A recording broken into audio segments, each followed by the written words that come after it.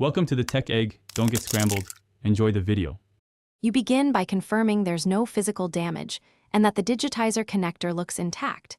This avoids wasted software fixes. Next, reboot into safe mode to isolate drivers from third-party apps and test touch there. If it works, suspect software.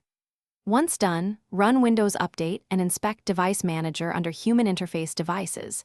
These initial steps verify whether the issue is hardware, driver, or OS level, so you know which path to take next. You should uninstall the HID-compliant touchscreen driver, then reboot so Windows reinstalls a fresh copy. This clears corrupted drivers. If touch still fails, restart the tablet PC input service and run the Calibrate the Screen for Pen or Touch option in Control Panel. Calibration fixes mapping errors.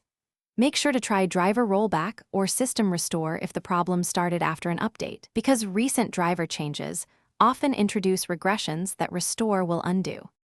You finish by confirming hardware. Boot a Linux Live USB and test touch. If it fails there too, it's likely a hardware issue. Once confirmed, carefully reseat the internal digitizer cable if you're comfortable opening the laptop, or contact manufacturer service if under warranty to avoid voiding coverage.